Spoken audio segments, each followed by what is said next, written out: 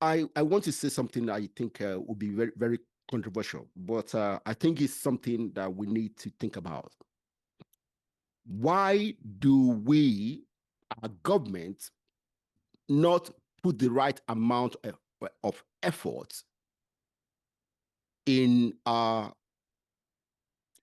educational, our universities and our research facilities?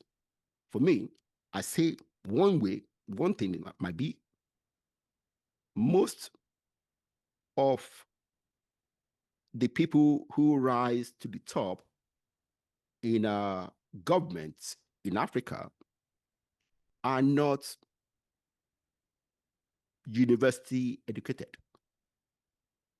So they have never seen the value. That's a thought.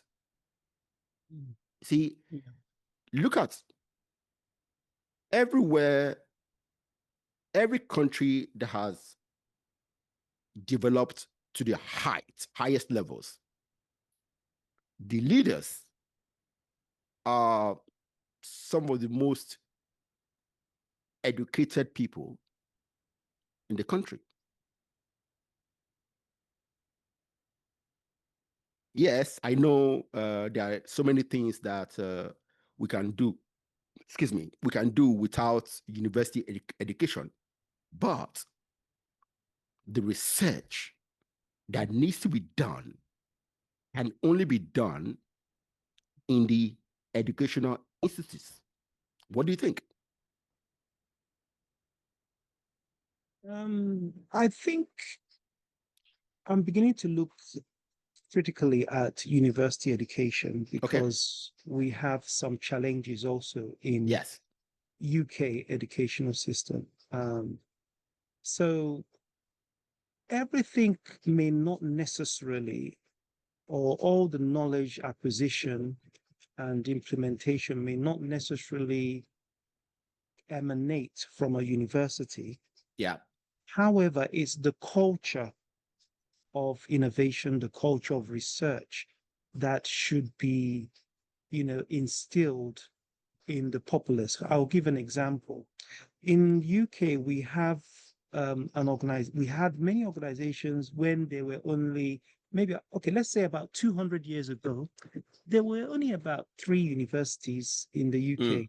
Mm. The rest of them, some of the universities we have now were colleges. Some of Okay. them were colleges of education, technical colleges, Yeah. and so on. And then they evolved into polytechnics and then later on into universities. Okay. So there was a place for knowledge acquisition in a varied form. For instance, there are people that were inventors, but they were not academic. Yeah. They went through a vocational route. So, Okay. for instance, we have things like, the Royal Societies for the manufacture, for the arts and manufactures was set up, and phenomenal inventors were members of these institutions. Or we Yeah. have the Guild of Master Builders, the Guild of Shipbuilders, and the washable company of, there were so many smaller organizations, but they were highly productive. They Yeah. were highly innovative and producing. So there was a culture of, inquisitiveness. There was a culture of, adventure, looking for solutions to problems. Yeah. And I think that's what is lacking. The university is a very critical part of Yeah. innovation and Yeah. development, but also it's about people, you know, being sensitized and conscious Mm. of the role.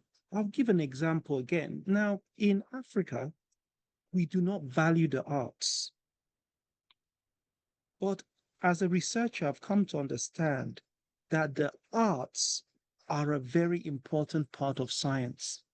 Mm. That without arts, we may not be able to achieve great heights in other scientific exploits.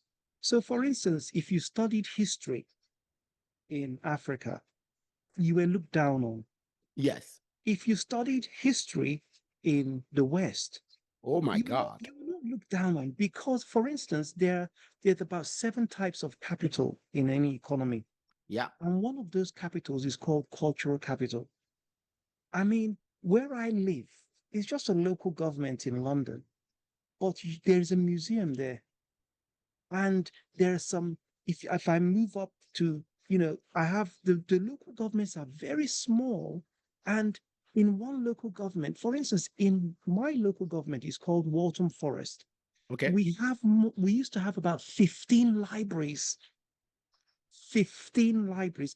Now, due to cuts and austerity measures of 2010, they reduced those libraries, but we have about 9 or 10 still. Yep. Functioning very well. We have galleries. So when we do not value all types of education or all professions, we suffer. For instance, now, if you go to places in Africa, you might not even find a museum in a whole state or in a local government. And it all boils down to devaluing of education. So somebody studies Igbo, you look down on the person. But today, we cannot find our history. Why? Because you've devalued a discipline that other societies value very highly.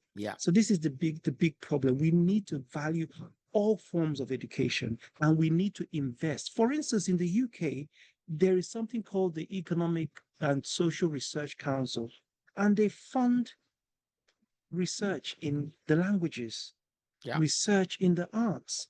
Then there's another department that funds research in science. Another one funds research in social sciences, which shows that they value all forms of education. So so I think, in answer to your question, a culture, I think there should be culture, a move that instills. So everybody needs to play a part. Yes, the government needs to play a part significantly,